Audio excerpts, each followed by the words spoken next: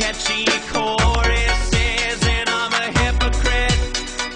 Hungry, hungry hypocrite. I hate catchy choruses, and I'm a hypocrite. I was gonna say, you rose to the top really fast. I would imagine a lot of comics spend most of their time in shitty clubs, and I would imagine they would resent you because they see you as this kid who just overnight became a star. Have you felt resentment from other comedians? I had that fear. I don't think, and I'm not downplaying this. Like it's much smaller than everybody thinks. Like my life is much more normal. I mean, like I'm not living as celebrity stars life. Giant mansion. Like, no. You know, a lot of people are getting. You know, like there's a plethora of incredible comedians out there that are all doing really, really well. But I went into it thinking that, and I was very pleasantly surprised to find that comedians have been really supportive and really nice. And I think me not being in the clubs is my biggest strength, because I've never been forced to write a show that appeals to anyone in any club that is at any level of intoxication. Like my show would not do well at a late show where everyone's drunk in like Salt Lake City, and I don't want my show to do well there. I don't want my show to just be a show you can throw at any comedy club. That's what people have to do. I think that's why comedy, like I said, becomes so restricted and bland, is because comics are forced to have to perform to anybody and do really crowd. You know, so people like write like, oh, everyone thinks Snuggies are funny. I write jokes about Snuggies, and it's just that's why it becomes so cheap and stupid. And the fact that I was able to operate outside of that and somehow find a small fan base in it, I got so lucky where I could kind of just write my act completely, never having to worry about appealing to anybody or something. Is there anything you won't write about? No, I don't think so. I won't write I won't write stuff just for the sake of it. I'm getting a little. I was like deemed offensive or something. My friend, I hate seeming that or shocking or all that. Like that. I think those are like the easiest things to do to make people laugh, is get them uncomfortable or say a hot word that makes people laugh. I think that's really dumb and really stupid. And my friend Tim, who's a musical comic, was saying that, which I think he said it the best, as he said, because he says there's a lot of people deem offensive. He makes fun of religion, he makes fun of all this stuff. Yeah. But he said, I don't think I'm offensive at all. I think I'm actually the opposite of offensive, because even though I'm saying these things, I'm saying the right thing. Like if I'm making fun of the Catholic Church, people may think that's offensive, but I think I'm in the right. Like I think I'm making fun of something that's wrong.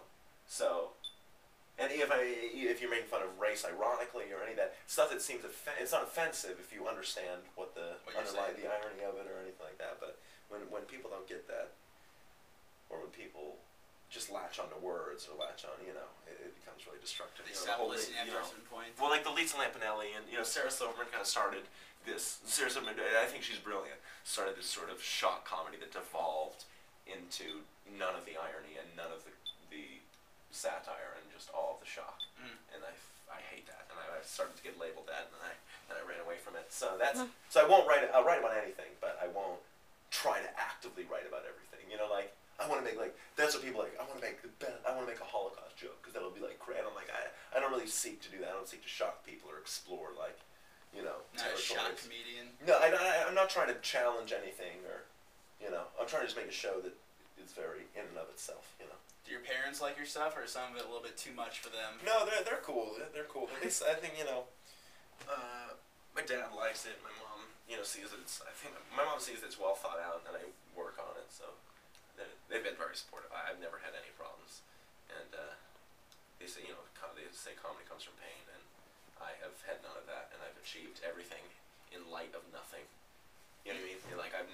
I've never had one challenge. So as impressive as it may look, it's less impressive. Like I didn't overcome any obstacles to get here. I had people patting me on the back. I know.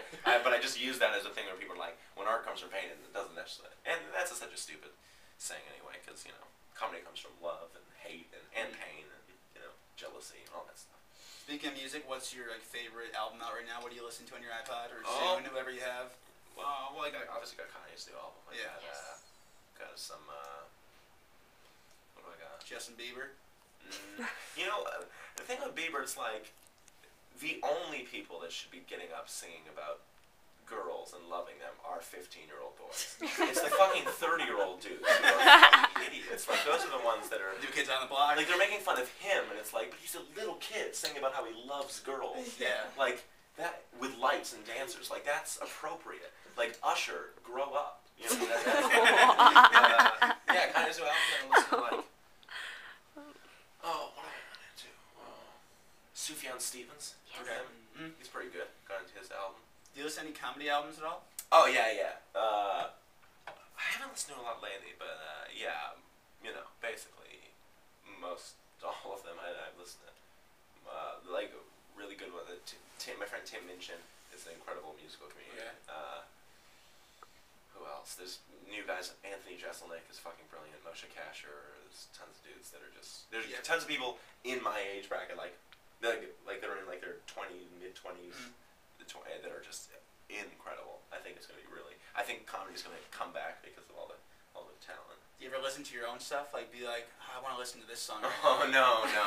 I mean, I listen to it like I'm doing a sort of a studio album right now, and I have to just listen to the tracks all the time to just like work on them. But once they're done, I never want to hear them again. Yeah. Is that different doing a studio album compared to a live show? Like the whole process? I mean, obviously it's different, but for you making that adjustment, has that been hard for you, or easy, or what? It's been awesome. It's been freeing because I'm not necessarily worrying about being funny, and I don't know what I'll do with the album if I'll just like throw it somewhere or if it'll actually become a CD. But right now I'm just going in and having fun and dicking around. And I don't know if people are gonna like it or anything, but hopefully. We'll see. Yeah, we'll see. Doing it was one of those things where it was like, oh, it's so cool that I'm so lucky that I have the freedom where I can just go and do this album for fun. And like once it's done, that'll be, as much as I've already gotten all I wanted from it. Going back to YouTube real quickly, if you put your first video on YouTube today, do you think you'd be as big down the line, or do you think YouTube's so clouded now that it's hard for somebody to break through? Oh, well, there's a couple things. It's clouded, yeah. But I'm well aware that the gimmick of me being a small, skinny, peri-pubescent white kid was like was the reason I got that. But I think, but I tried very hard to work against that. Like now when I rap, it's not like, oh, I'm white and I'm rapping. Like I actually have tried to pursue rap as like as a form of poetry rather than this sort of white irony that's so tired a thousand times. So no, I was right place, right time. Gimmicks working all my directions. Not even realizing that like it's incredible looking back and not realizing that like, wow, if I had picked a different corner to film the video in, it might not have been the same. Like even like the blue and the white and it looks and my bed is so huge and I was 6'2" at the time, but my bed and everything is so huge that I look tiny and my keyboard it was kind of just a perfect storm, and I don't think it would happen. But YouTube now is just clouded with there's no more free, there's no more good content. It's flooded with all these YouTube partners that are pulling in money and throwing ads, and it used to just be this like place where people went not thinking they'd become famous from it, and now it's this place where it's like American Idol auditions or something. Well, you search Bo Burnham and the first 10 results are me doing a cover of Bo-Yo. Yeah. Like, I want to fucking hear you doing a cover of Bo. You know what I mean? No, but that's not. I mean, that's very flattering and nice and for you, yes, but for me, oh yeah. yeah. No, of course. No, but I'm just talking about like it's kind of trying to become a medium that it's not. It's kind of lost its heart. I think. It's all these ads are everywhere, all over the videos. It's very MySpace-like now. It was just it's a shame. I mean, it's still the best place to go for videos. I mean, but as far as original user-driven content, it's much more. It comes out of nowhere. Like Shmo Yoho, the guys who do the Auto-Tune the News. Yeah. And they're fucking brilliant. They're like one of the few people I can think. That are really just doing what I really love YouTube for. College humor guys too are always fun. Yeah. That's become a huge. They're still brilliant, but that's become a huge business. I mean, but I think that they've still maintained. I mean, they do so much work they put out. They've done an incredible job. You've worked with them, right? You did. Yeah, and they were incredible. They were they were so nice. That was funny shit. But what they put out is insane. I don't understand how they produce that much content at that high quality. And it's all good too. Yeah, and it's all high quality. I know, it's insane. So the year just started. What are you expecting to do in 2011? Oh, I don't know, man. Just chill. Yeah. maybe get that album out. Maybe hopefully write the new hour. Yeah. You know, if the TV show goes through, that'd be cool. Movie works all. You and Judd Apatow are supposed to be working together. Yeah. That one's slow. I don't know if that'll happen, but if it does, it'd be cool. I don't know if it would happen this year. Okay. You know, I don't know. The project's kind of becoming another. I don't know what's really happening with it. But yeah, that could still happen. But yeah, I don't know. Do some shows. It's relaxing. Yeah. You seem very laid back for having so much, a cult following. You seem very chill. Like, if it ended tomorrow, you would be fine still. If it ended tomorrow? If like your career ended tomorrow, you would still be as normal as you are I now. feel bad. I mean, yeah, because I don't feel like I'm letting anyone down. Because it's like I don't think of people's fans. You know what I mean? Like fan comes from the word fanatic. It's so like if I disappear, people will get on with their lives and at most lose 20 minutes a week of entertainment that they will fill with the thousands of other ways they can entertain themselves around. Like I enjoy that. I enjoy being able to do it, and I'm happy to do it. But I'm not like ready to kill myself or sell my soul over it, you know. That'd be bad. Yeah. At least wait till after the show tonight before we even. Oh yeah, we'll do that. Yeah. But yeah, I'm not. Yeah. I don't know if it's laid back or jaded. Not jaded, but just like you just gotta realize like, oh, this is just fucking circus. The whole thing's just a circus. It's a giant joke to you, kind of. Well, the whole thing. I mean, it is a joke, but like that's why I mean, like I get to do jokes and go around and be funny and talk to people and meet cool people and go cool places and stuff. But what could be ahead of me if things were to go well is a fucking joke.